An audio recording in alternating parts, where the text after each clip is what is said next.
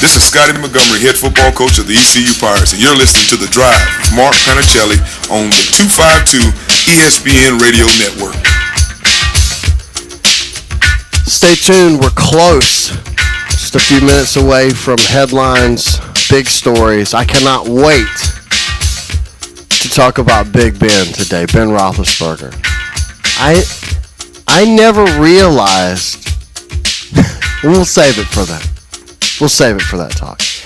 But I cannot wait to discuss that. Plus, we're going to talk about Draymond Green and some late night texting. And you better watch what you're doing. If you're getting a security gig in Houston, watch what you're doing. You watch what you're doing. You know what I mean? Like, know who's sitting in certain seats. Don't mess with Chris Paul's people, I guess. Yeah, that's the thing. We have a window right here in our. If you ever see for the video people, you can see it's kind of over my left shoulder here. Yes. And this, I'm pointing at it. And by the way, go check us out on YouTube, 252ESPN.com. You can watch us. There's a window right here. Window right there. Yes. Ta-da. It allows two things to happen. One, we get to be the zoo animals we really are. People get to walk by and see the performing monkeys, as I like to call ourselves every now and then. But it also allows us access to everybody that walks through. And oftentimes, we become the meet and greet. So... Gosh, we just told everybody, if you ever come by our offices, we'll probably be the people you say hello to. We're going to have to greet you because Carolina doesn't want to talk to you, and there's usually no one else here. And, I feel like it was in most places when you get, and then we get a lot of like, hey, I'm looking at this so-and-so. Today a man walked in, and as usual, Sam or it was you this time who said, hey, how you doing? What can we help you with? And the response was, yeah, man, you guys got a squirrel problem? Now, I froze. He said that, and I was taken aback. I was like, what? But we do. We do have a squirrel problem. There's a squirrel in the ceiling. And, like, this is a great story. If you can't laugh about this story, then you're nuts. You snuck another one in there, didn't you? You snuck another one in there. That's good.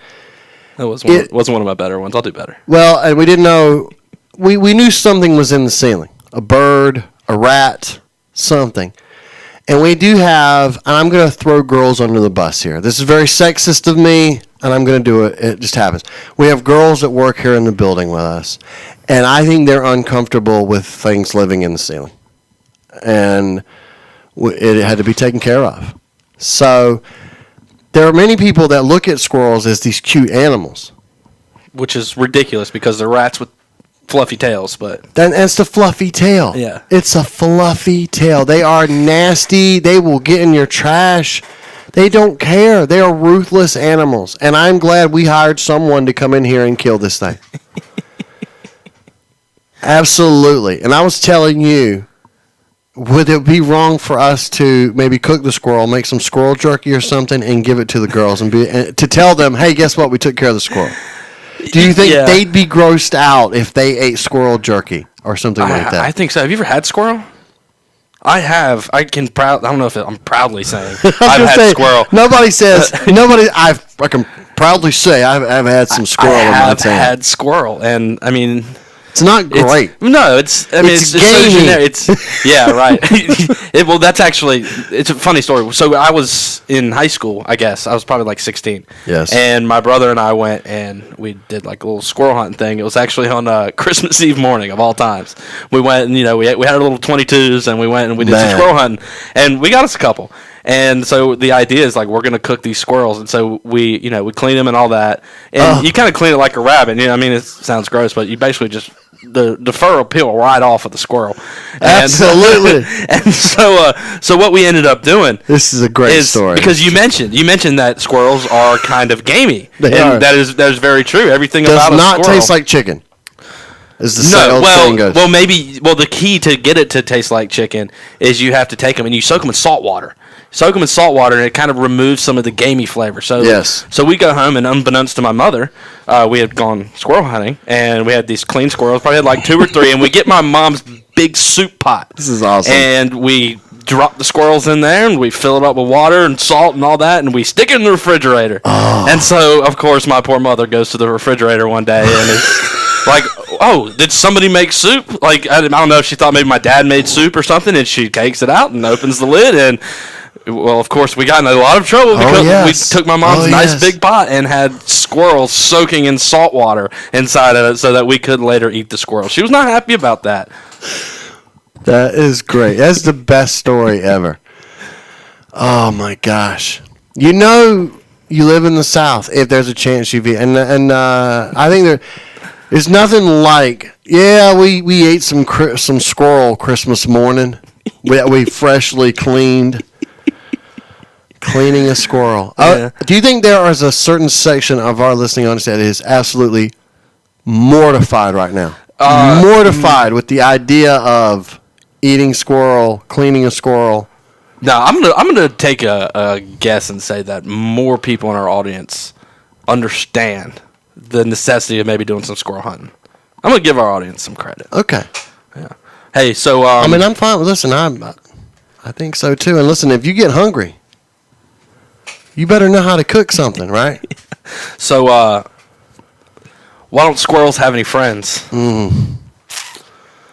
don't know. Why don't squirrels have friends? Because they drive everyone nuts. Oh, man. What do you call a squirrel without nuts? A squirrel that doesn't have any nuts. Hungry? A female squirrel.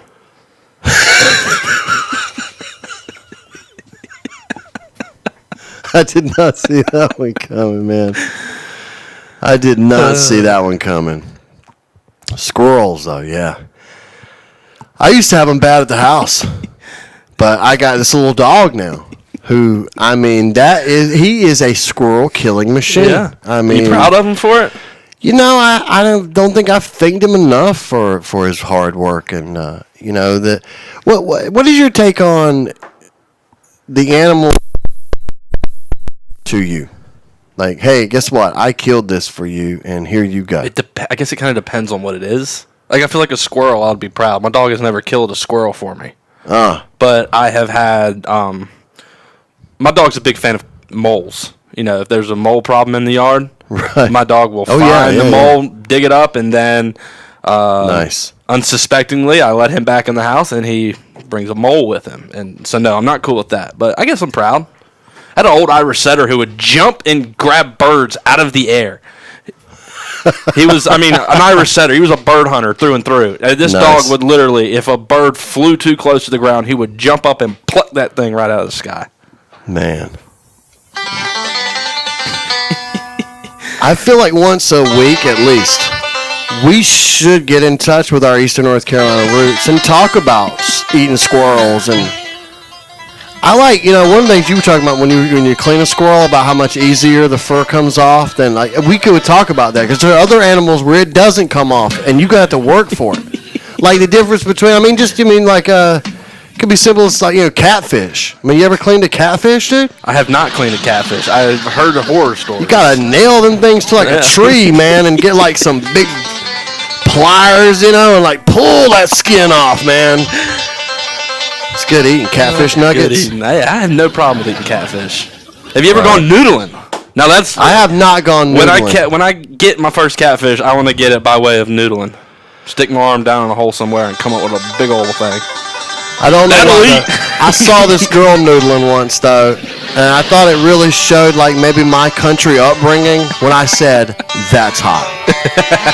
That's hot. You saw the same video, remember? I did, yeah. And then her dad said, "That'll eat." That'll eat. We'll take a quick break and we'll come back.